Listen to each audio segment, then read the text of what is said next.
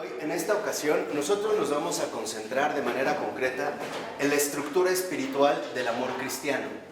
Eso es, digamos, como el primer núcleo de la temática que hoy iremos abordando. Tiene que ver, repito, con la estructura espiritual del amor cristiano. Ahora, se trata, ante todo, de recordar que estamos ante una vivencia concreta. No es, por así decirlo, un mero esquema conceptual o un mero esquema ideal que nos resulte a nosotros lógicamente asimilable, no. Se trata de una vivencia concreta que iremos describiendo en su integralidad, en su funcionalidad y también en los elementos que la configuran para dar paso a la estructura espiritual de lo que llamamos auténticamente amor cristiano. Y veremos, ya lo habíamos dicho la ocasión anterior, cómo lo que a veces nosotros llamamos amor en realidad no tiene nada que ver con el amor. Ya entendí, me traumaste. Está bien, ¿no? Ya. O sea, no tiene nada que ver con el amor. Entonces, en la 316, desde el inicio, en el primer párrafo, dice el texto: para vivir concretamente el amor, y cita Florensky, esta fuerza centrífuga del ser que emana de aquel que conoce la verdad, es necesaria la comunión espiritual. Entonces, en un primer momento, cuando nosotros hablamos de la estructura espiritual del amor cristiano, en tanto vivencia concreta, estamos hablando de una comunión. Esa sería, digamos, como la primera característica o el primer signo claro del auténtico amor cristiano, es justamente la comunión. Y veremos cómo esta comunión tiene, a grandes rasgos, dos manifestaciones concretas: el amor personal y sobre todo este amor que se manifiesta en la iglesia, ¿no? Esa sería, digamos, en un primer momento la indicativa. Por eso dice a continuación que solamente en ella, o sea, en la comunión espiritual, la persona se puede fundar a sí misma, o mejor, ser fundada en el amor y construirse para la eternidad. Entonces, aquí, cuando hablamos de una comunión, estamos hablando también de una fundación. Aquí nosotros seremos fundados, o aquí comenzará la fundación que en último término nos va a dirigir a la eternidad. De tal manera que esta fundación, como tal, se dirige a la eternidad. Ya de entrada podemos darnos cuenta cómo la estructura espiritual del amor cristiano rebasa los límites meramente humanos, o al menos nuestras propias apreciaciones en los modos en los que a veces definimos el amor. Es una construcción que va para la eternidad. Ahora, ¿cómo se lleva a cabo? En el siguiente párrafo, más o menos a partir del cuarto o quinto renglón, dice el libro: como en un espejo, cada yo ve en la imagen divina del otro su propia imagen de Dios. Entonces, aunque aquí está muy apretado en un primer momento, en realidad nos está hablando precisamente de esta estructura. Vamos a ver incluso cómo hoy lo que llamamos identidad, en términos meramente usuales, se ve totalmente transfigurada por esta estructura. O sea, el amor cristiano en un primer momento lo que va a hacer es mostrarnos una identidad del todo diferente. Ya no podemos seguir los mismos lineamientos usuales, o al menos los que comprendemos en términos más comunes. Por ejemplo, la identidad comienza con mi autoconciencia, o con mi yo, ¿no? Soy consciente de. A esto es a lo que le hemos llamado identidad, pero en realidad en la estructura del amor cristiano esto no es así. Esto se ve plenamente alterado. Por eso dice a continuación: en esta relación, el amor de aquel que ama, haciendo pasar su yo al del amado, al tú, le comunica por eso mismo, el poder de conocer en Dios al yo que ama y de amarlo en Dios. El amado se convierte a su vez en amante, se eleva él mismo por encima de la ley de identidad y se identifica en Dios con el objeto de su amor. Transporta su yo en el primer yo amante por medio de un tercero, etc.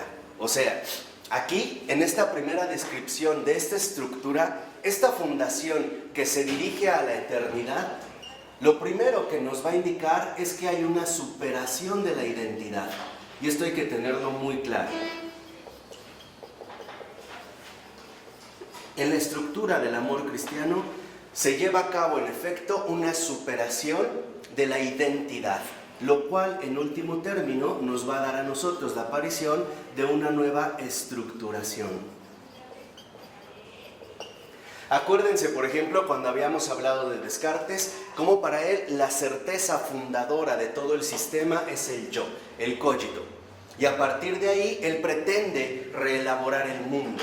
Acuérdense de Kant, cómo también el mundo, o mejor dicho, la fundación del mundo, depende de las condiciones trascendentales del sujeto, ¿no? Estas formas puras de entendimiento. Aquí, ante esta tendencia usual, nos va a recordar Florensky que en realidad la comunión, la estructura espiritual del amor cristiano, conlleva, primero, a la superación de la identidad y por lo tanto a la aparición de una nueva estructuración. ¿Qué quiere decir? Que el amor cristiano como tal no corresponde con nuestra definición de identidad, ni siquiera con nuestras estructuras más habituales cuando hablamos del amor. Ahorita vamos a ir viendo, aquí nada más estamos como ingresando a esta estructuración. Sin estructura no hay amor y lo iremos viendo. Sé que ahorita puede sonar muy tajante, pero les dije, el cristianismo es así. El cristianismo en realidad es radical. Hoy lo veremos también cuando hablemos del testigo, del mártir. Veremos precisamente en esta radicalidad. Por eso dice al iniciar el otro párrafo, este amor es un acto transempírico. ¿Qué significa esto? Que no se limita a nuestra mera realidad empírica, por ejemplo, corporalmente separada, no solo se queda en nuestro ámbito experimental o de empírico, sino que es transempírico, por eso es que es espiritual, y dice que comunica con Dios y reproduce por tanto en la gracia los rasgos de su identidad viviente, de su consubstancialidad, o sea, que esta nueva estructuración es un acto de gracia. El amor, el único amor existente, o sea, Dios, no lo podemos llevar a cabo por nuestro propio esfuerzo, ni siquiera si en ello pusiéramos el mayor empeño posible.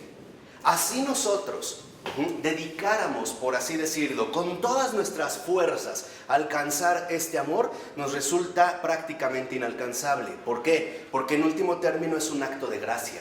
Y eso es lo que iremos analizando en esta estructura.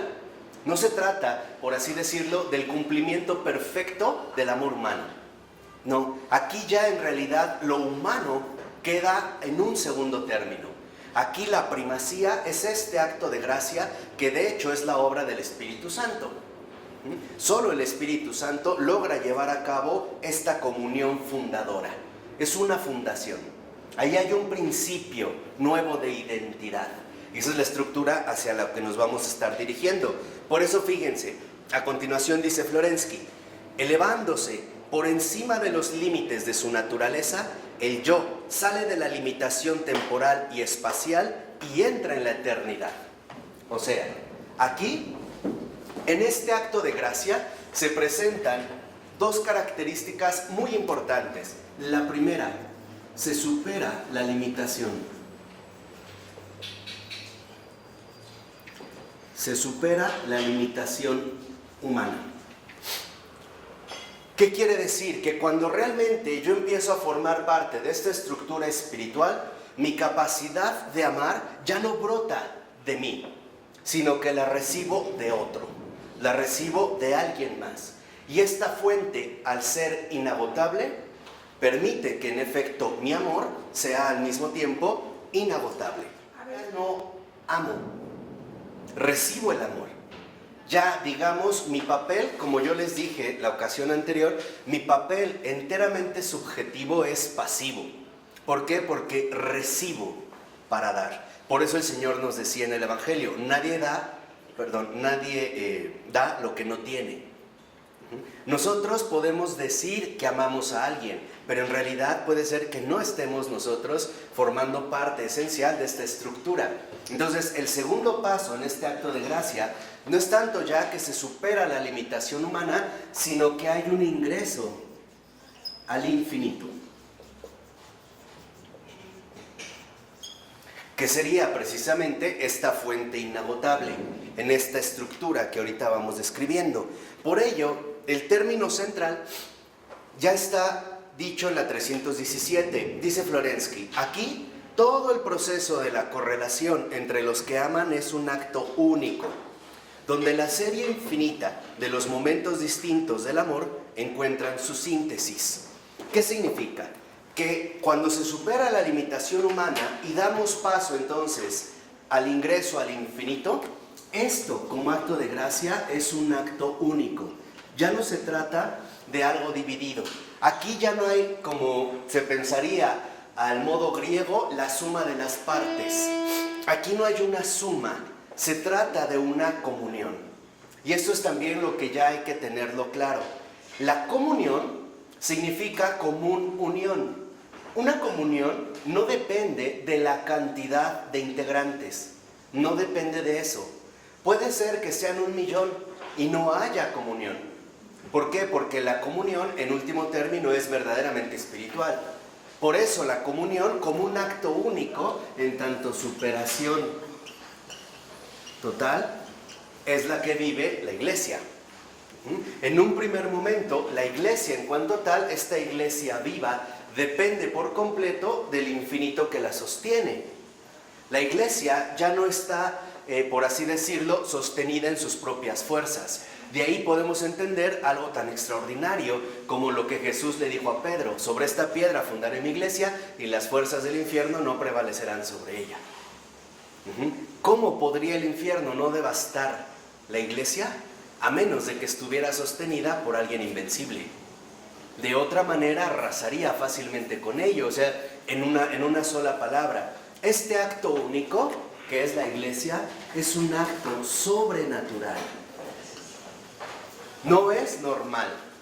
De hecho, amar no es normal, Ya lo dijimos, el amor para nosotros no es plenamente lo normal. Al menos no es normal en el sentido radical del término. ¿Por qué? Porque muchas veces reducimos el amor a nuestras preferencias o gustos afectivos y en realidad no ingresamos a este acto único que de cierta manera va a desbordar nuestras propias limitaciones. Por eso fíjense a lo que dice a continuación. Este acto único, eterno e infinito, es el de la consubstancialidad de los que aman en Dios. O sea, así como el Hijo es consubstancial al Padre y el Espíritu Santo es consubstancial al Padre y al Hijo, los que aman a Dios también son consubstanciales a Él. No quiere decir que son idénticos a Él, sino que ahora han ingresado en la esencia misma de Dios, que es el amor. Ahora ya precisamente comparten su ser. Por eso fíjense. ¿Es el ser humano ingresa a la mente de Dios? ¿Es el Dios el que ingresa en el ser humano? Es Dios el que ingresa. De hecho es una respuesta mutua. ¿Y cómo se toma? ¿Por qué? Dios es el que toma la iniciativa. Dios es el que, por así decirlo, lanza la llamada, ¿no? Como diría este filósofo Jean-Louis Chrétien, lanza la llamada. ¿Qué espera? La respuesta. Y la respuesta en nosotros es, en un momento, activa al decir sí y al mismo tiempo pasiva al ser receptora. Ahí es cuando entraría la correspondencia. Por eso es que Dios no violenta a nadie, porque esta llamada es hecha libremente y dirigida a una criatura que también es libre. Por eso el amor únicamente fecunda en una respuesta libre. Solo se va a dar en la libertad. Por eso el que toma la iniciativa es Dios, pero la criatura asume un papel pasivo y activo, diciendo sí y dejándose llenar de esta situación. Entonces, ¿cómo responden los musulmanes, las mujeres musulmanes que no tienen libertad? ¿Cómo responden a este llamado cuando la misma sociedad no les deja libertad? Por eso es que no tienen la capacidad de responder, al menos no dentro de sus estructuras religiosas ya dadas. La pueden hacer desde lo profundo de su corazón, ahí sí, pero en su estructuración social no pueden. No están dadas las condiciones para llevar a cabo este tipo de gesto o este tipo de acto.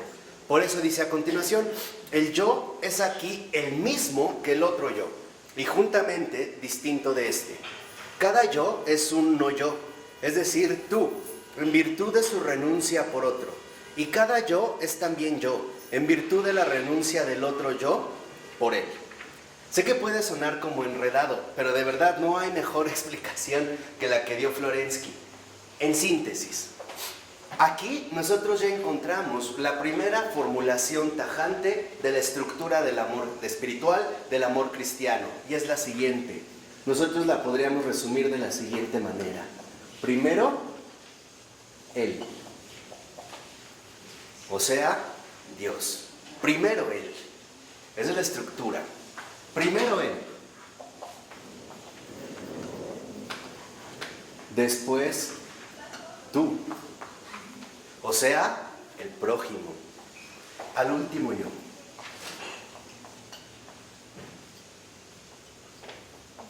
Esa sería la estructura. En realidad, si nosotros ahorita nos concentramos en lo que acabamos de leer, veremos que en efecto, de fondo, la forma radical de esta estructura espiritual del amor cristiano es primero Él, después tú y al último yo. Esta es la transfiguración de la identidad. Aquí entendemos por qué el Señor nos decía, el que ama más a su madre o a su padre no es digno de mí.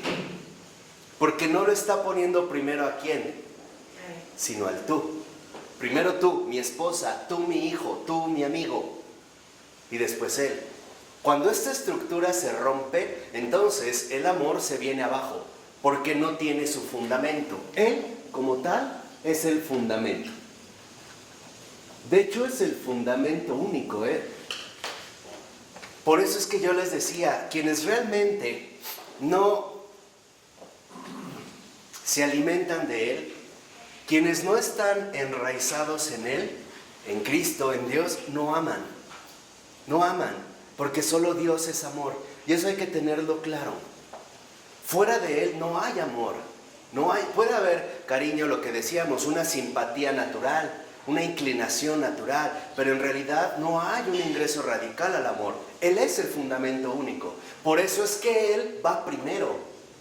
Si primero no está Él, sino está el tú, el prójimo, el otro, entonces en realidad lo que va a ocurrir es que entre tú y yo Te vas a desgastar. va a llegar un momento en el que nos vamos a terminar agotando mutuamente. Y la razón es muy simple, porque tanto tú como yo somos finitos. Y lo que... de la iglesia no lo sostiene. Claro. Y lo que realmente deseamos, y es más, necesitamos, es algo infinito. Nuestro corazón jamás se satisface con poca cosa. Siempre hay un deseo de infinito. Y este infinito solamente puede emanar de Él.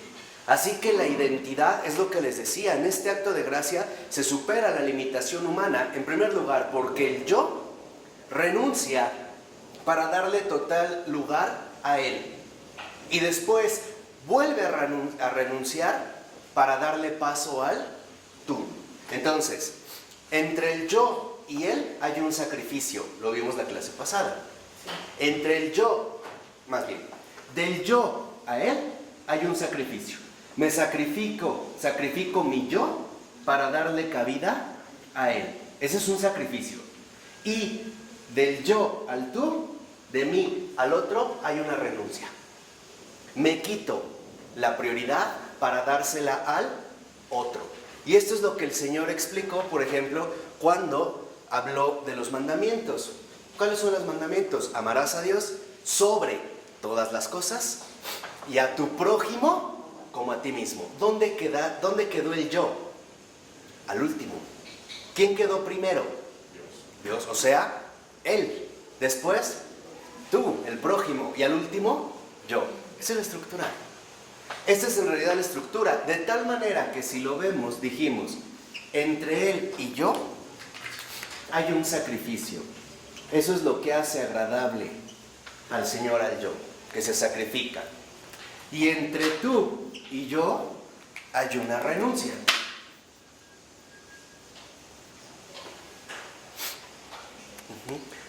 Cuando yo llevo a cabo este sacrificio a favor de Él, todavía me queda un paso más, y es no dejar que mi relación se cierre, por así decirlo, entre Él y yo. Como las personas que hoy ingenuamente dicen, no, pues es que yo hablo con Dios, platico con Él de manera directa y los demás no me importan, ¿no? Y eso es hoy muy común. Me llevo muy bien con Dios, pero no le hablo a nadie. Entonces, eso es un engaño terrible. De manera, para poder realmente ingresar a esta estructura, lo primero que tenemos que practicar es una ascética, que es en lo que ha estado insistiendo Florensky. ¿En qué consiste esta ascética? En la anulación del yo. O sea, el hecho, ¿no?, de anularme en todo sentido para darle paso, en primer lugar, a Él. De tal manera que ahora, si lo ven, la verdadera estructura del amor como acto de gracia, dijimos, es descendente. Pues empieza con el yo, no con él. Empiezo, No empieza con él. tomo lo concreto. Él, No, la invitación hacia mí. no, tomo lo concreto. Empiezo de mí, de mi situación real. Yo dije, ¿por qué me tengo que aceptar para poder renunciar? Pero el primero que te hace la invitación es él. Ah, claro. Porque es en concreto, Sí. no te pide hipótesis. Claro, pero dijimos, él lanza la llamada. Sí, pero hay que ser sinceros. No estamos tan conectados como para darle esta cabida a él. No es lo usual. El más básico es reconocer que hay algo más que yo. O sea, ese sería el primer paso, ¿no? Por lo menos reconocer que hay algo más que yo. O sea, hay algo más de mí. Ese sería como el primer paso. De hecho, por ejemplo, los programas de rehabilitación, ese es su principio. Acepta que hay un poder superior que es esto. O sea, es justamente una parte de la ascética. O sea, reconocer en primer lugar que hay algo más que yo. Segunda, que este algo más no solamente es más que yo, sino que es infinitamente más que yo. Ese es el segundo paso. O sea, el segundo, ya reconozco que hay algo más. El segundo paso de esta ascética es, bueno, ahora voy a reconocer que hay este algo, no solo es más que yo, sino que es infinitamente más que yo. Y el tercer paso es decir, lo único infinitamente más grande que yo puede ser Dios mismo. De otra manera, no valdría la pena, vamos a decirlo así, esta renuncia. ¿No? Acuérdense que ya Florensky nos hablaba del todo o nada. Ahí es donde se da esta, vamos a decirlo así, esta situación en que nosotros heredamos la estructura vivencial de la modernidad. Primero el yo, luego el tú y al último ¿quién? Te lo pongo en términos sociológicos bien comunes. Naces, te relacionas con tu familia y después tu familia te habla de Dios, si llegas. Si hoy ni siquiera podemos pasar al tú, mucho menos podemos ingresar ¿a quién? A Él. Y la razón es muy sencilla, porque en el centro nos pusimos a nosotros mismos. Claro, porque no estamos en una profunda comunión. O sea, ¿qué es lo que ocurrió? Que asumimos el cristianismo como una especie de vivencia humana más entre otras, como un ritual externo, sin habernos dado cuenta la enorme transformación que esto implica y trae consigo. Como que supusimos que ser cristianos es ir a la iglesia, rezar, bautizarte, hacer tu primera comunión, confesarte de vez en cuando. Bueno, digo mentiritas, pero me confieso, hombre, no pasa nada. Y como que quedarnos con lo mínimo necesario, ¿no? Rezo el rosario, estoy pensando en otra cosa y le puedo ser infiel a mi esposa, pero bueno, luego me confieso. O sea, no nos dimos cuenta que en último término la comunión como tal es un nuevo modo de ser. Esto es lo que trae consigo. No es un mero parámetro de comportamientos o ideas sumamente satisfactorias, no es así. En realidad la comunión involucra precisamente un nuevo modo de ser. ¿Cómo? A partir de esta estructura. Por eso es el crecimiento. De hecho, se podría hacer también renunciando a mí a favor del otro. ¿A favor de un qué? De un tú. Por ejemplo, esta renuncia de ti a favor de un otro es justamente, me parece, la clave esencial del matrimonio. Si no nos sirve, no va a funcionar. Pero no solo me voy a quedar en el otro. Ya me abrí, pues ahora me voy a abrir de tal manera que ahora me voy a orientar únicamente en ¿quién? En Él. Si nosotros no lo tenemos a Él primero, vivimos una desorientación fatal. No vamos a poder emerger en el amor. Tal cual, si para nosotros no está Él primero, no estamos en comunión. Por eso, este nuevo modo de ser no es otro más que el modo de ser que Él nos aporta. Por eso es comunión. O sea, en pocas palabras, la verdadera comunión, tal y como se vive en la iglesia, no es una especie de similitud más o menos aceptable entre lo que llamaríamos cristiano. No, la verdadera comunión no es más que la manifestación encarnada de Él. Esa sería la estructura del amor. Él como una manifestación encarnada. Por eso cuando el Señor lo van a buscar y dicen, ahí te hablan tu madre, tus hermanos, dice, ¿quién es mi madre? ¿No? El que cumple la voluntad de Dios, esa es mi madre. ¿Por qué? Porque me vuelve a dar a luz. En una sola palabra, cuando realmente nosotros estamos en comunión con el amor, o sea, en comunión con Él, a quien vamos a manifestar es a Cristo, no a nosotros. Nuestra propia identidad se desvanece. Ahí tenemos personas que señalaban al cura de Ars y decía, ahí está Dios, yo lo vi, ahí está Dios. No decían, ahí está el cura de Ars, ahí está Juan María Vianney.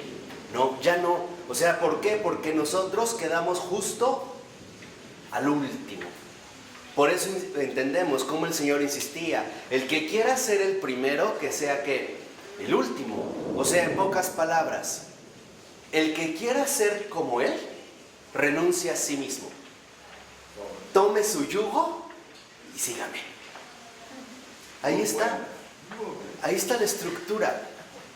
El que quiera, ¿no?, ser mi discípulo, que renuncie a sí mismo, tome su yugo. ¿Cuál es el yugo para nosotros? ¿No es el prójimo? ¿No es ahí donde más dificultades tenemos? O sea, donde se da el verdadero combate en la caridad. ¿No por lo regular convivimos con los que más trabajo nos cuestan? ¿No a veces estamos con las personas que realmente se convierten incluso en una carga? No es casual que San Pablo dijera, sopórtense mutuamente. Al prójimo únicamente se le puede soportar en el amor. Fuera del amor es insoportable. No se aguanta. Suena horrible. Pero es así. O sea, todos como perros y gatos. Pero es así. Tú velo. No podemos. Tú velo. O sea, por eso vemos cuántos problemas entre la familia, entre los amigos, entre los hermanos, entre hijos y padres, entre esto y aquello. No se puede. De hecho, el desafío es que nos demos cuenta que nosotros solo podemos soportar al otro, si Él me sostiene. ¿Cómo puedo aguantar tantos años a una misma persona? Solo por Él. De otra manera no podría. Ni a mis padres, en serio, ni a mis padres, ni a mi madre, ni a mi hermano, ni a mi esposa, ni a mis hijos. ¿Cuántas veces hasta los padres le dicen, lárgate, no te quiero ver? Y eso que es hijo, y eso que es de la propia carne. Y sentimos la insuficiencia. Y no solo lo aguanto con amor y lo aguanto bien. Claro. No es cualquier aguantar bien y que ya no me molesta. Ya se quita la molestia. Claro. A pesar de todo. Aquí está, entonces ya grábense en su corazón. Por eso ahora entendemos. El que quiera ser mi discípulo, el discípulo es quien lo pone primero ¿a quién? A Él.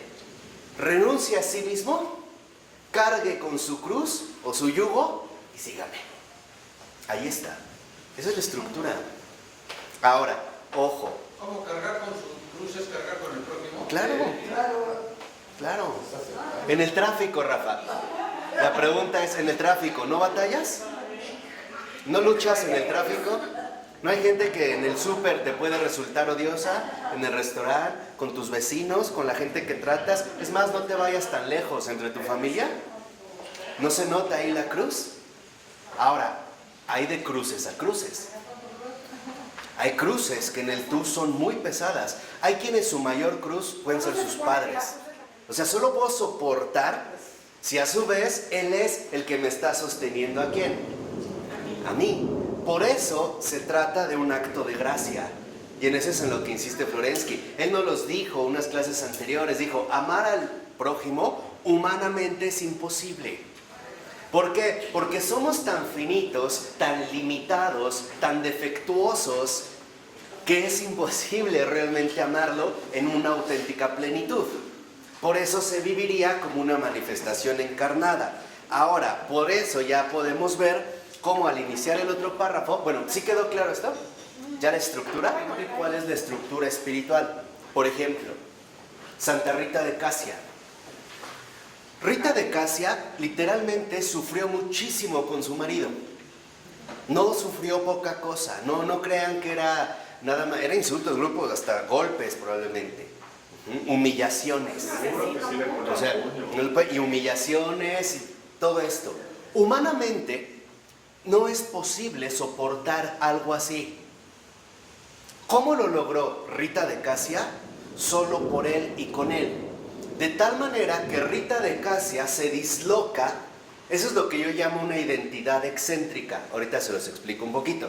Pero Rita de Casia se disloca, ya no se pone ella al centro, pero tampoco pone al centro a él, al tú, a su marido. Porque si quedara su marido en primer lugar, lo mata.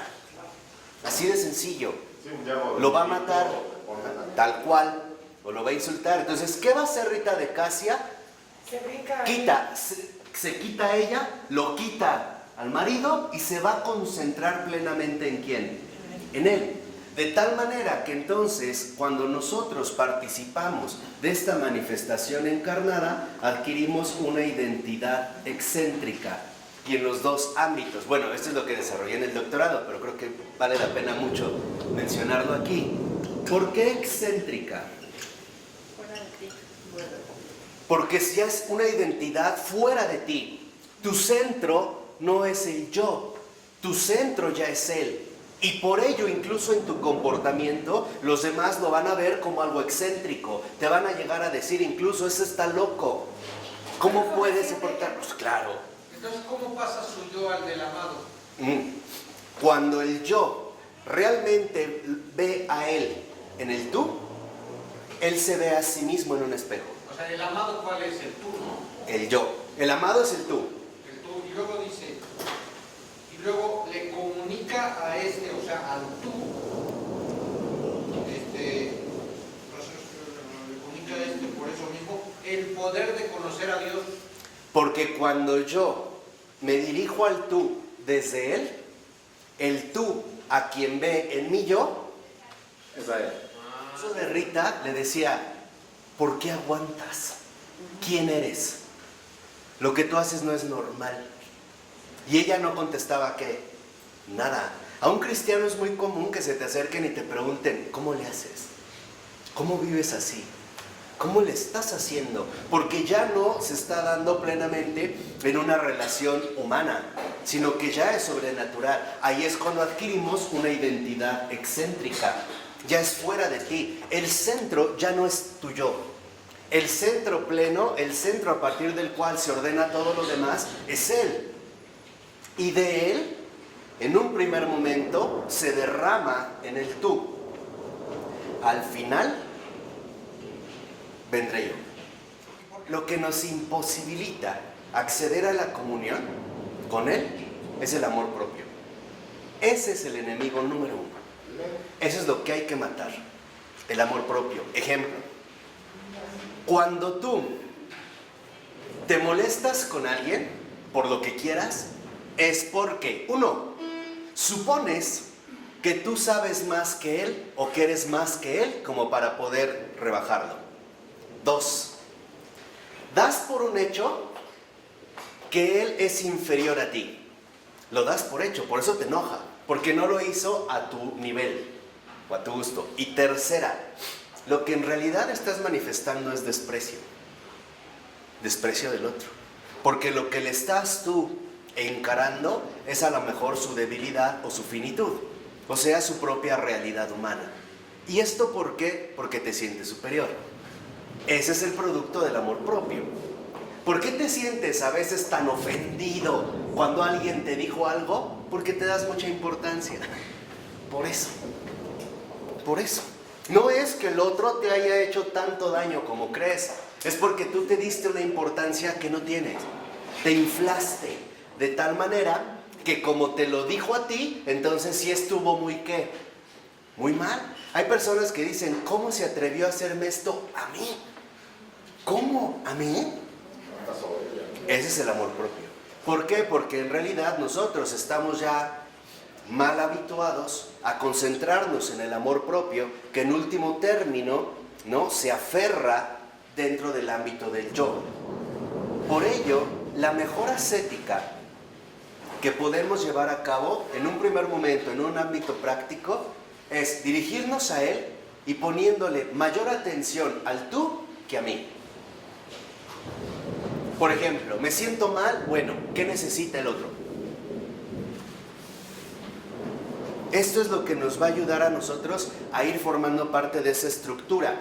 Por eso lo dice a continuación en el siguiente párrafo. Lo dice ya de manera muy hermosa y muy resumida. Dice, es decir, la identidad y la diversidad de cada yo es en el amor el fruto de la mutua relación. En ella, cada uno, por su autorrenuncia, se recobra y se funda en el otro. Ahí está. En realidad, esta identidad excéntrica únicamente se lleva a cabo por otro.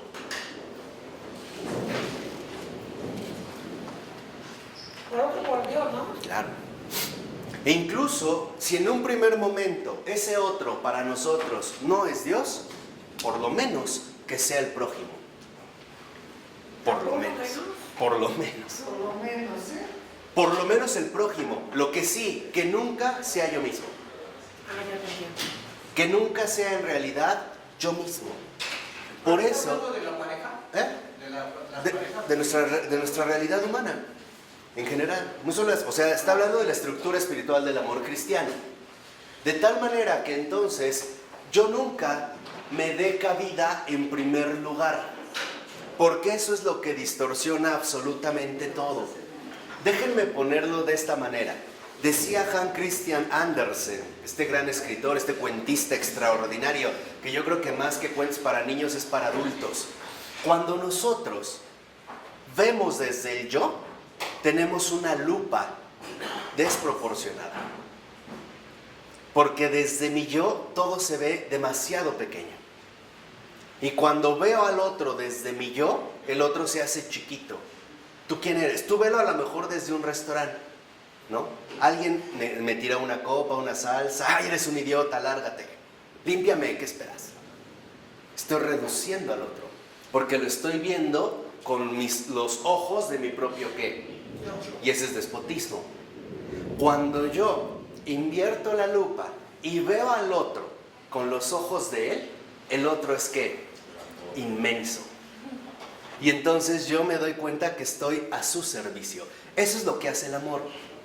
En pocas palabras, en un primer momento, el verdadero amor engrandece al otro.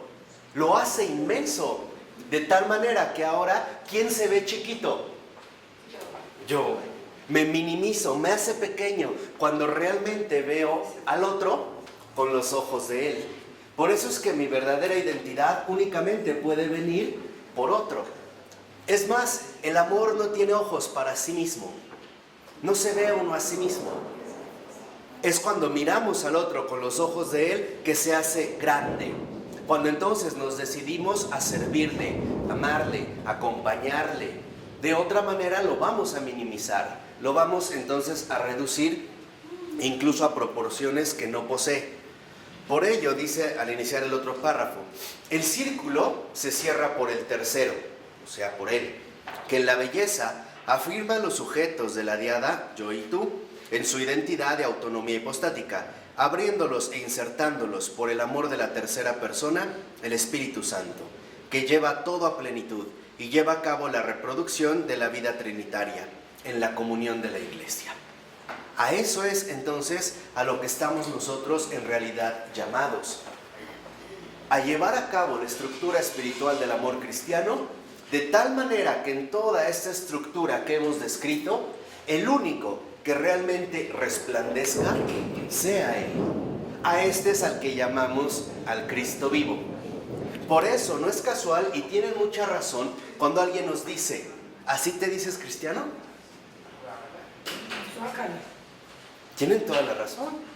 ¿Por qué? Porque en realidad no estamos formando una profunda comunión con Él. No estamos asumiendo un nuevo modo de ser, solo nos llamamos. Y de esto cualquier persona esperaría algo bueno. Pero en el caso de esta comunión, no solo se espera algo bueno, se espera a Él. Lo que el cristiano está llamado a dar no es un buen ejemplo, está llamado a darlo a Él. Si no, en realidad se queda infecundo, no brota hasta el fondo. Por eso dice a continuación, de este modo, la Iglesia nace como el desarrollo objetivo de las hipóstasis del amor divino, como un organismo diferenciado en el seno de una misma vida espiritual. Entonces, esto es lo espiritual. Lo espiritual, ojo, no solo es que me la paso rezando 18 horas al día, duermo 2 y como un bolillo. Eso no es espiritual. Esa no es espiritualidad, ¿eh? La verdadera espiritualidad consiste en llevar a cabo esta comunión. Cuando nosotros realmente ya estamos fundados en esta estructura espiritual del amor cristiano, que en un primer momento me lleva a la superación de la identidad y a obtener una nueva estructuración, que se lleva a cabo por un acto de gracia. De tal manera que en este acto único sobrenatural, lo que vemos que aparece en último término es la siguiente estructura. Primero Él, después tú, al último yo. Esta estructura es la que asume a Él como un fundamento único. ¿Cuál es el proceso? Entre el yo y Él se lleva a cabo un sacrificio. Sacrifico mi yo. Entre el tú, el otro, el prójimo y yo, llevo a cabo una renuncia. Le doy el primer lugar ¿a quién? Al tú, al otro. Cuando esto realmente se lleva a cabo, entonces entendemos lo que el Señor dijo. Quien quiera seguirme, renuncie a sí mismo, cargue con su cruz y sígame. O sea, no me pierda de vista. Esa es nuestra orientación suprema. Por eso les dije, si nosotros no estamos enraizados en Él, el otro nos va a ser inaguantable. Oye, y entre esto y llegar a la santidad, lo que nos habías Es lo dicho mismo. no, pero de hacerlo, pero rápido, o sea, no que sea Natural, porque- normal. No, pero ¿quién santo? Porque, o sea, es hacerlo, pero hacerlo. San Francisco de Sales. Devoción ya es rápido. Por eso dice la 318 al iniciar el segundo párrafo. Dice, la comunión espiritual como amor encarnado, es decir, como amor realizado, es bella. Y esta belleza, que contiene y expresa una plenitud supraempírica, es la manifestación de la tercera persona. O sea, en esta manifestación encarnada, lo único que realmente cuenta es la manifestación de la tercera persona, o sea, de Él, Dios. De tal manera que entonces nosotros vemos como en último término a lo único que en realidad nos dirigimos es a Él. Que mi principio sea Él y mi fin también es ¿quién? Él. Ahora entendemos por qué San Pablo decía hasta que Cristo sea todo en todos. ¿No? Lo vemos al propio Cordero en el Apocalipsis, yo soy alfa y omega, principio y fin. Hay quienes dejamos a Dios al final, o hay quienes lo ponemos al principio, pero nos olvidamos de Él. En este último caso son los que le dicen, Dios mío, ayúdame, necesito esto, bla, bla, pero después hago las cosas a mi modo. Solo le invoqué al principio. Y hay otros al final, bueno, Dios dirá, pero mientras le hice así y ya. No, se trata de alcanzar una verdadera sintonía. En una palabra, lo que está en el centro último de la estructura espiritual del amor cristiano es la encarnación de este amor. Ya basta de hablar de amor. Si no encarnamos el amor, estamos perdiendo el tiempo. Tal cual. Si únicamente estamos dando un discurso acerca del amor, no son más que palabras. Palabras que resuenan. El amor se encarna. ¿Por qué? Porque el amor es Él. Y Él, en último caso, es mi principio y mi fin. Así pues, nosotros vimos cómo había una indicación kenótica, o sea, una indicación de descenso. Veamos en este primer momento la estructura. Por eso en el capítulo 6, que es un capítulo muy importante, aquí ahora Florensky, una vez que ya nos explicó nos mostró cuál es la estructura espiritual del amor cristiano, ahora lo que va a hacer es profundizar en esta estructura. Ahora precisamente lo que va a hacer es profundizar en esta estructura. Nos va a ir, vamos a decirlo así, introduciendo a las profundidades hondas, ahorita lo van a ver, que involucra el llevar a cabo la encarnación del amor. ¿Cómo lo va a hacer Florensky? De la siguiente manera. En el inciso A, la revelación de la luz divina, la belleza, suprema racionalidad, ese primer párrafo es una especie de síntesis de lo que vimos anteriormente. Y dice así: la verdad manifestada es el amor realizado es la belleza. Entonces vimos cómo la verdad únicamente se manifiesta como amor. Ahí es cuando se cumple la verdad.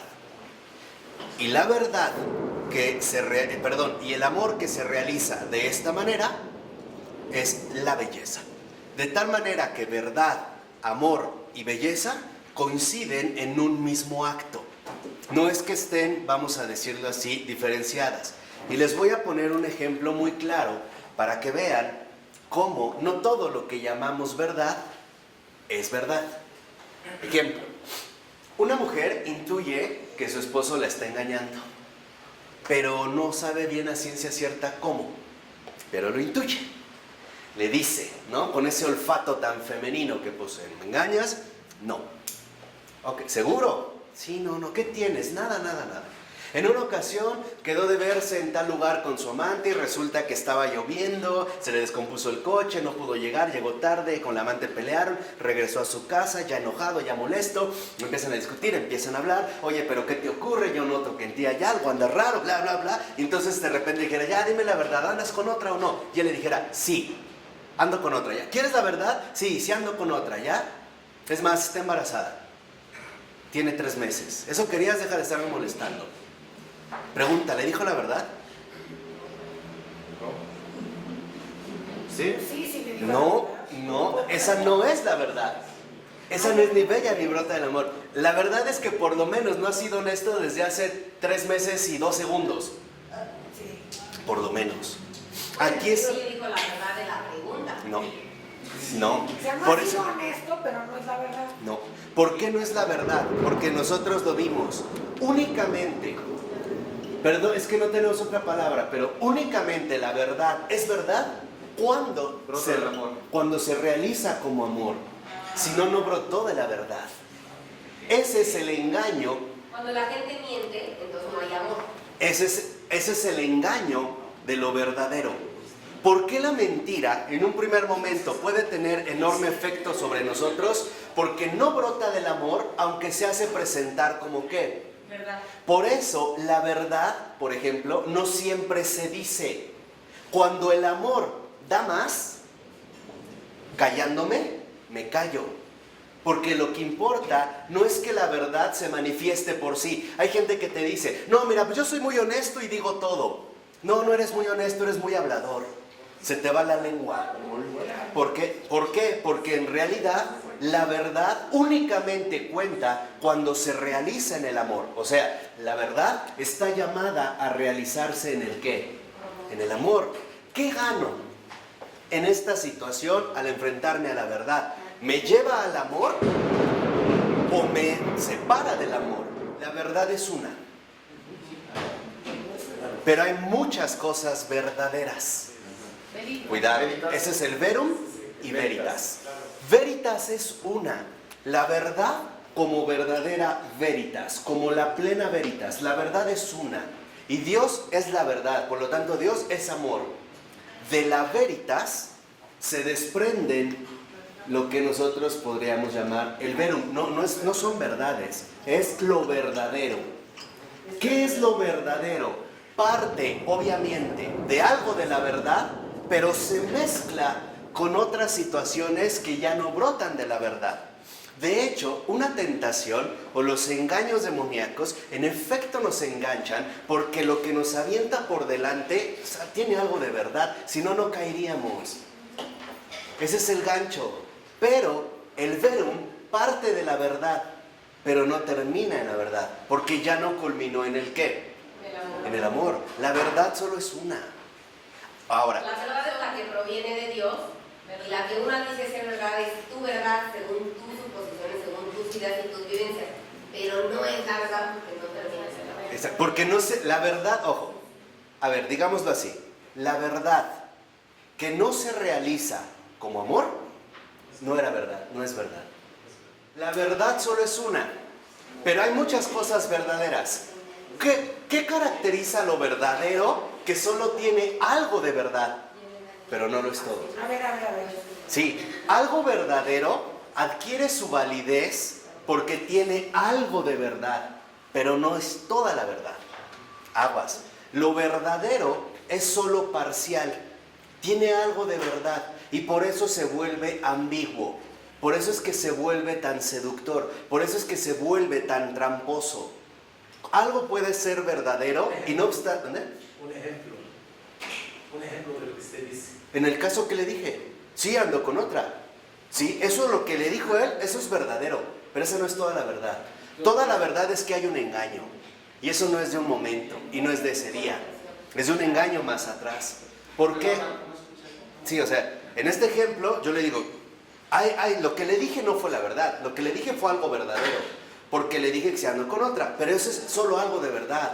La verdad completa es que yo la estoy engañando desde hace un tiempo, que no he sido honesto conmigo mismo y que en último término no me estoy realizando en el amor. ¿Y a qué me engañas? A Dios. A Él. Eso es lo que nos lleva a nosotros a detectar la verdad. O sea, la verdad como tal únicamente es tal cuando su realización se lleva a cabo en tanto amor. Ahí sí. Cuando no, entonces viene el verum. Ahora, ¿por qué nos encanta movernos en el ámbito resbaloso del verum? Porque lo podemos usar a nuestro antojo.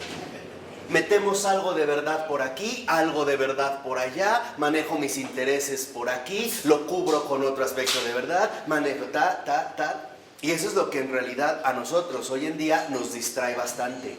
O sea, en último término, nosotros no estamos solo llamados a poseer algo de verdad, a tener algo de verdad. Estamos llamados realmente a realizar el amor. Y cuando este amor cuando la verdad se realiza como amor, lo único que brota inmediatamente es la belleza. No está desvinculado. Tan es así que en efecto, cuando la verdad se da como realización, o sea, como amor, este acto único también lo vemos como un acto bello, como un acto distinto. Y lo podríamos ver en la siguiente situación. Si este hombre de repente siente una atracción por otra mujer y le dice, oye, mira, te amo, pero algo me ha ocurrido, tal, aunque duela, el efecto no es el mismo. A ver, ¿cómo? Sí, o sea, antes de engañarla, antes de salir o tal, le dice, oye, ¿qué crees? Mira, me siento inquieto, como que hay otra persona que me está moviendo desde antes de... Antes de engañarla, va y le dice. Por mucho que eso sea complicado, sí se percibe por lo menos que ahí hay belleza. A lo mejor esta persona te puede decir, ¿sabes qué? Gracias por decirme. El amor no solo puede poseer algo de verdad. Tiene que tener el amor con la verdad. Tiene que brotar directamente de la ¿qué? De la verdad. Y lo vimos de esta veritas, que en último término es Él. Cuando simple y sencillamente Pilato le pregunta a Jesús, ¿y qué es la verdad? Pues el Evangelio ahí se queda, aunque se lo hubiera dicho no le iba a creer. Ahí la tiene, ahí está. ¿Qué es la verdad? La pregunta, y ahí se ve distinta, no tiene una respuesta. ¿Qué es la verdad? ¿Quién sabe?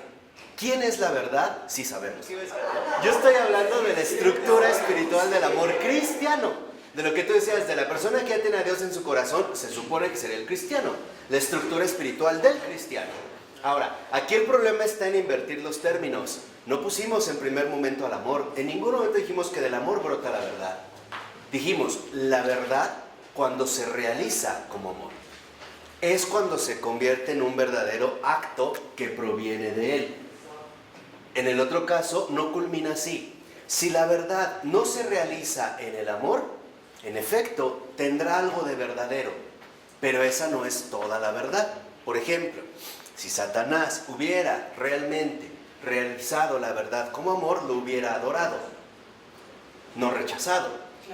Lo reconoce a Dios como algo. Claro, lo reconoce él, hay algo de verdad, ese es Dios, pero no para mí. ¿Tiene algo de verdad? Sí, claro. La realidad es que dice, yo... Hay una negación, pero hay una negación de esta realización. Estábamos hablando aquí, literalmente, de este sentido kenótico o descendente de la estructura espiritual del amor cristiano. O sea, cuando realmente nuestra espiritualidad brota de la verdad, su realización se da como amor. Y esto es lo que en efecto también se manifiesta como belleza. No es al revés.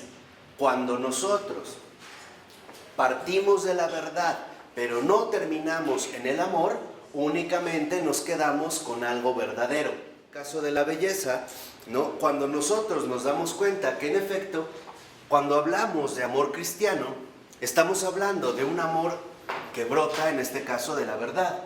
¿Cómo se ve? Porque se ha realizado, precisamente, concretado en lo que llamamos amor. Y no es cualquier amor, sino el amor que Él manifiesta, que Él hace.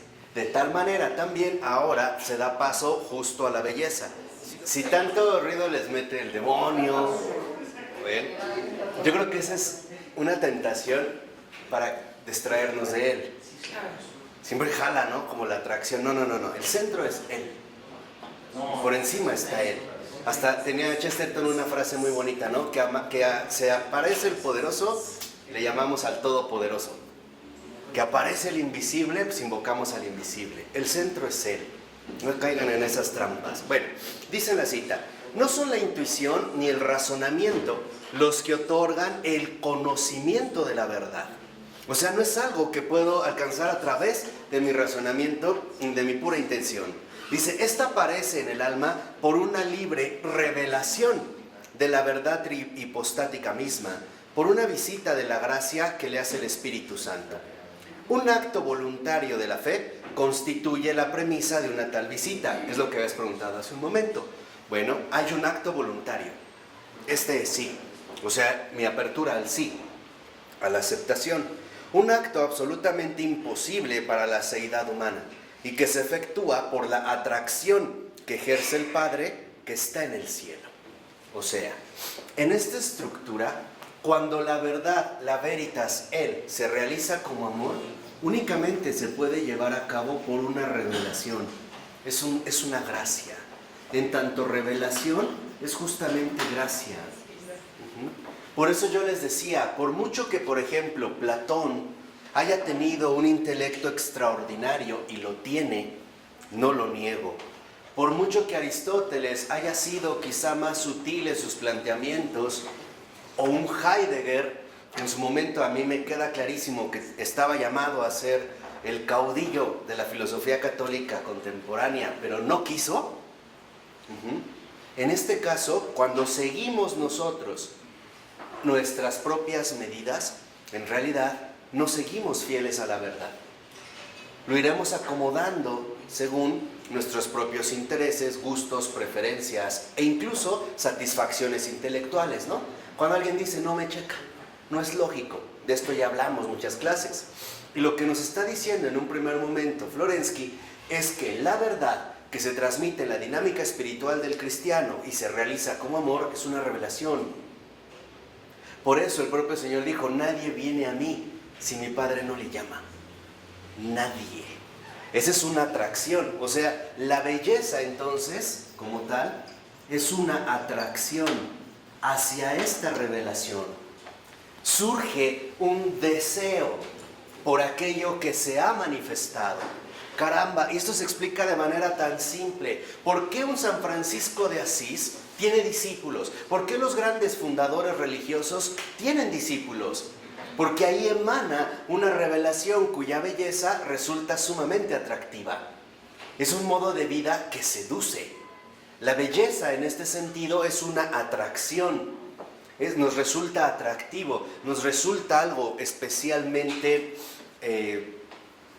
como afín, ¿no? Con ganas, literalmente, de ingresar ahí. Por eso dice a continuación que la revelación personal de la verdad misma cura la herida de la contradicción entre las vías de la intuición y del razonamiento. Esta revelación es la gracia del Espíritu Santo, que hace posible lo que a la condición carnal y pecadora del hombre le era imposible. O sea, ¿qué es en pocas palabras lo que el Espíritu Santo hace y que nosotros es imposible? El acceso al Padre en el amor y la filiación. Eso. En pocas palabras, esta revelación, esta belleza, no es la belleza estética de los modernos.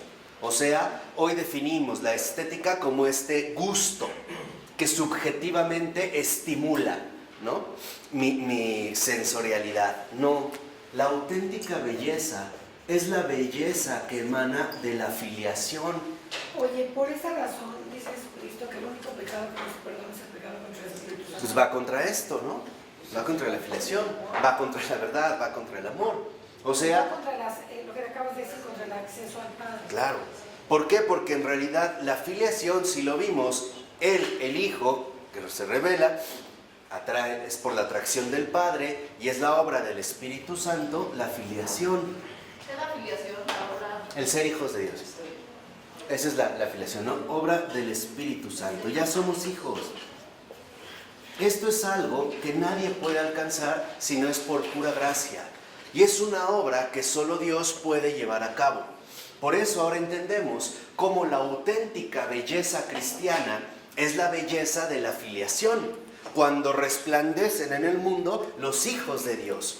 Por eso tenemos a un San Juan en cuya carta dice: no solo te llamas hijo de Dios, lo eres, anunciando que no se trata meramente de una etiqueta, sino que la verdadera belleza cristiana es la belleza de la filiación. ¿Quién es el Hijo? Él. Entonces, en el mundo, la obra del Espíritu Santo es que se manifiesten los verdaderos hijos de Dios, los adoradores en espíritu y en verdad. Por eso ahora lo vemos como un renglón abajo. Por ahí mismo dice: el fruto de la obra del Espíritu es la realización del amor en el hombre, o sea, su santificación. Aquí entonces vemos dos cosas: santificación y filiación coinciden, van de la mano. Ser santificado y ser hijo van de la mano. No puedo yo ser hijo de Dios como tal si no estoy realmente viviendo el fruto del Espíritu, si no lo estoy viviendo en plenitud. Ahí es cuando les decía, cuando entonces la verdad no se realiza precisamente como ¿qué? Como amor. De tal manera que la estructura anterior que vimos, primero Él, después tú y al último yo, es la estructura esencial del amor cuya realización se manifiesta en tanto filiación. O sea, ¿qué es lo más bello que podemos alcanzar en la tierra? La filiación, la manifestación como hijos de Dios, el pensar como Cristo, el sentir como Cristo, el vivir como Cristo. O sea, literalmente, ¿no? Que cuando Él ya se manifiesta de manera clara. Por eso dice a continuación: y esta santificación se muestra como belleza, transparencia realizada a la luz divina. Aquí empezamos con este tema de la luz. O sea, esta filiación es una transparencia. Transparencia realizada a la luz divina. Ahora, al contrario de lo que dice Juan, en este cristiano, la luz vino a las tinieblas y las tinieblas la acogieron, se disiparon. No la negaron, no como en el mundo, sí la aceptaron. A esta transparencia es a lo que le llamamos precisamente transfiguración.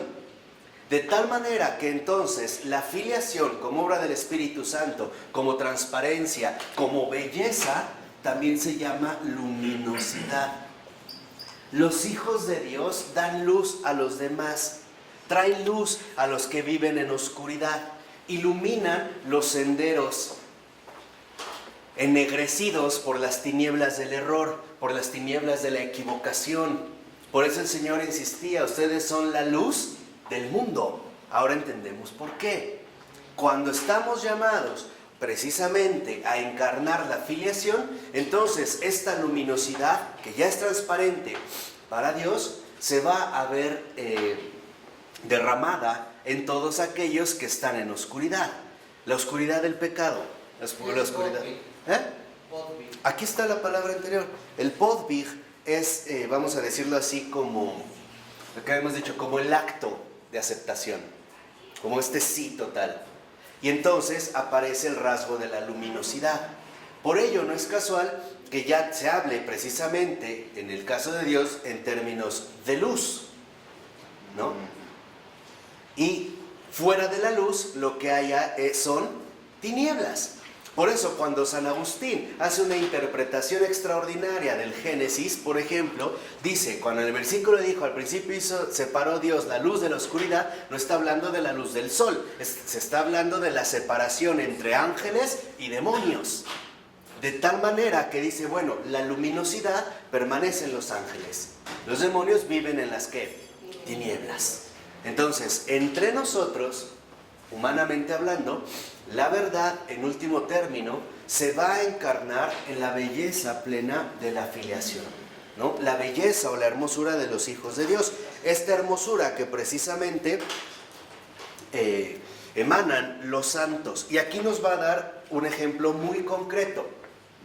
Dice, fíjense, la 324 dice en la primera cita, por el Hijo recibe el Espíritu Santo.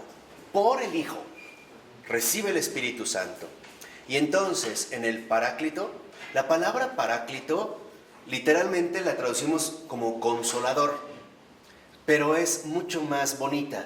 En su sentido original, Paráclito es el que va a mi lado. Por ejemplo, se utilizaba el Parácletos, era en una batalla, si yo era herido, es el que llega y me toma y me sostiene, el que me acompaña. Por eso es consolador. O sea, no es consolador nada más porque con su varita mágica, no, porque su presencia me da seguridad, me da apoyo, me da consuelo. Es mi compañero. De tal manera que aunque yo sienta desfallecer, Él se mantiene a mi lado. Este es el Paráclito. Dice, contempla la belleza indecible del ser de Dios. Esa es la filiación.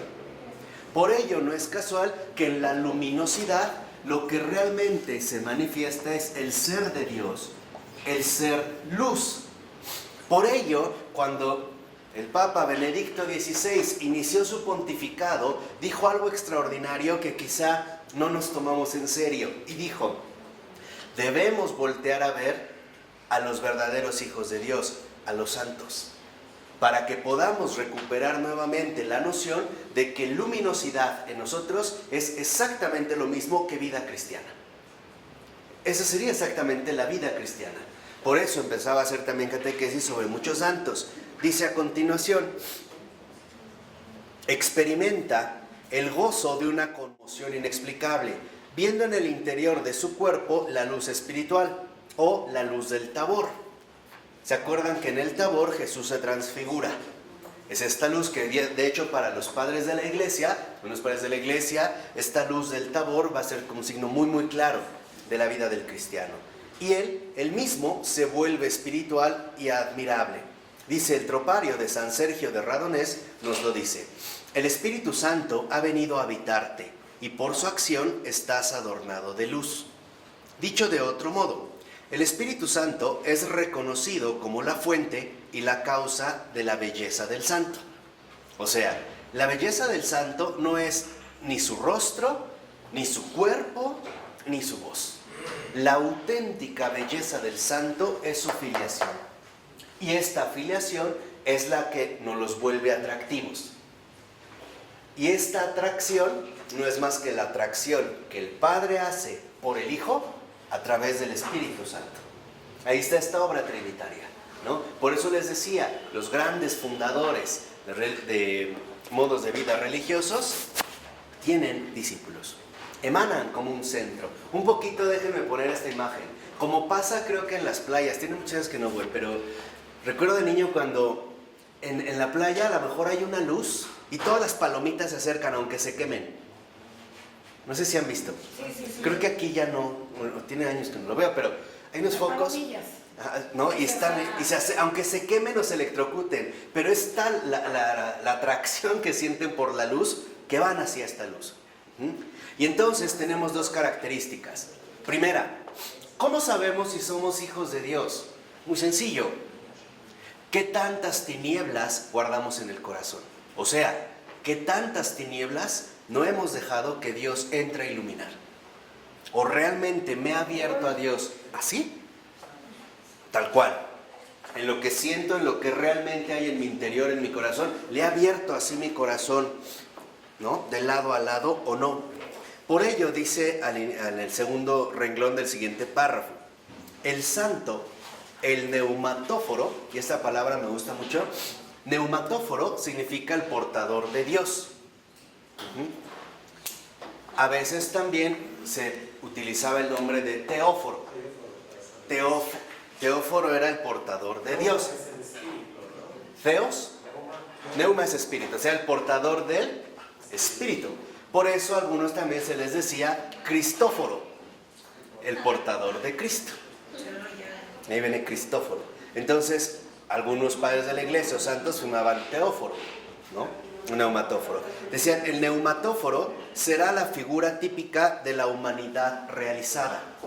Entonces, cuando realmente nosotros alcanzamos la filiación en esta transparencia y en esta luminosidad, alcanzamos la humanidad realizada. Al ser luz. A esta humanidad realizada, precisamente, se le conoce como neumatóforo. Por eso no reconocían a Jesucristo, ¿no? Porque lo veían tan bello que no... No lo hay. Por ejemplo, incluso hay una imagen muy bonita que relatan a Catalina Emmerich, esta beata agustina, donde dice que en la mañana, el día de la crucifixión, o sea, el viernes, en el calabozo en el que estaba Jesús atado, cuando recibió el primer rayo de sol en la cabeza, es un rayito que se metió, él se sintió inmensamente alegre porque le dio las gracias al Padre, porque por fin había llegado su hora. La hora, ¿no? De manifestar la verdad en el amor y en la realización del amor extremo, el que habla Pablo, ¿no? Murió de una cruz y tajante. Y dice, y era tal la belleza que emanaba. O sea, no lo piensen como algo así, raro, con lucecitas o chispitas. No. Esta belleza de filiación que dice que incluso los soldados no se podían mover. Ni siquiera se podían mover. O sea, y Jesús no estaba así orando y no. De hecho, a mí me impactó. Y eso nada más de leerlo, ¿no? Pero en este neumatóforo, el portador del espíritu es el indicador claro de la humanidad realizada. O sea, en términos quizá mucho más sencillos podríamos decir, el cristiano está llamado a ser luz para los hombres. Está llamado a mostrar el verdadero destino de la humanidad, la filiación. Todo hombre está llamado realmente a encarnar esta filiación. Por eso cita un ejemplo muy bonito. Bueno, aunque lo menciona más adelante, yo aquí lo voy adelantando. Se trata del gran San Serafín de Sarov. San Serafín de Sarov es un santazo, fue un santazo del siglo XX. Siglo XX y finales del XIX. Y él, por ejemplo, se conserva el relato porque una vez que él estaba platicando con uno de sus amigos que se llamaba Motovilov, le estaba preguntando él, ¿no?, a San Serafín de Sarov, que cómo le hacía, cómo realmente uno alcanzaba esta luz.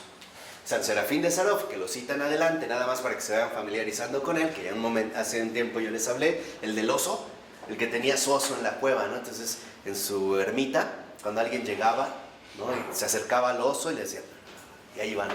Entonces ya llegaba con un pez, o con un panal, o con bayas, ¿no?, para ofrecerle a los demás. Ahí vemos la verdadera comunión, incluso con toda la naturaleza. Él, al hablar con su discípulo, llega un momento en el que Motovilov le dice, Batiushka, ¿qué te ocurre? Y le dice San Serafín, ¿por qué? Le dice, tu rostro. Dice, ¿qué tiene mi rostro? No lo veo. ¿Cómo que no lo ves? No lo veo, es luz. Ahí Motovilov veía pura, ¿qué? Luminosidad. San Serafín de Sarov le dice, fíjense lo que le dice, ¿lo ves? ¿Notas la luz? Sí, entonces tu rostro está igual. ¿Por qué? Porque ese es el signo claro de la auténtica, ¿qué? Filiación. Después el que lo va a relatar es Motovilov. Perdón, entonces un ateo no vería la luz. Es el bautismo. O sea, ahí falta es el bautismo. Por eso la importancia del bautismo. Que no es bautizado es criatura de Dios. Que es bautizado es hijo de Dios. Sí, allá hay un resplandor distinto. Por eso yo les decía, por ejemplo, si estoy en el CCH dando clases y hay jóvenes de todo, la mayoría de situaciones muy graves, y yo hablo de Teresa de Calcuta, todos se callan. No hay nadie que haya dicho, ay no, guac, nadie, ¿eh? Notan ahí algo, o sea, perciben una belleza, sin saber si es católica o santa, perciben que ahí hay como una fuerza de atracción. Por eso al iniciar la siguiente cita dice el texto, la luz espiritual, acompañada a veces por el calor, y esto es cierto, este calor da en el pecho, se siente en el pecho, se siente en el corazón, es un calor extraño, ¿no? Y no es un calor como de fuera, como si te acercara una plancha, no, es como interior, como que tienes ganas de tomar agua, pero no se apaga, es un calor particular, en el pecho, está concentrado en el pecho. Y dice, y por el perfume espirituales, este perfume también se huele, es lo que se llama el perfume de santidad. Por ejemplo, hay quienes lo emanan de manera muy particular. El Padre Pío, ¿no? Cuando dan a San Giovanni Rotondo, dicen huele a flores. Pero es curioso, que se percibe un olor a flores, pero no son flores conocidas. Es floral, pero es un olor en particular. También Rita de Casia o Santa Teresita del Niño Jesús con esas rosas, ¿no? Ese baño de rosas, hay un olor. Y aquí es donde vemos algo importante. Dios no es enteramente neutral. A Dios le gustan los buenos perfumes y las buenas lociones. Es muy susceptible al olor. Hay un olor. Dice, cuando hay este olor espiritual, he aquí la intuición intelectual que buscábamos. O sea, la intuición de la verdad se encarna, se materializa, se hace concreta, se vive, se siente. No se queda meramente en un aspecto ideal, sino que se materializa. Por eso dice, la intuición que comprende la serie de los elementos que la fundan, la belleza perfecta como síntesis del dato absoluto, concreto, y de lo justificado absoluto, racional. O sea, aquí es donde ya nosotros vemos la espiritualización de la materia. Aquí es donde algo se ha transfigurado. Aquí es donde algo efectivamente ha alcanzado a lo mejor una dimensión que nosotros no concebimos. Por eso a veces Santa Catalina de Siena decía, me quemo. Y sí, se acercaban a su aliento y le ponen, les quemaba. O sea, imagínense lo ardiente que estaba. O tenemos un San Felipe Neri, que cuando él como en Pentecostés recibe al Espíritu Santo, dijo, ay, ya me rompió 2 costillas. Y no le creían. Y sí, cuando murió lo checaron así, le creció tanto el corazón que le tronó 2 costillas.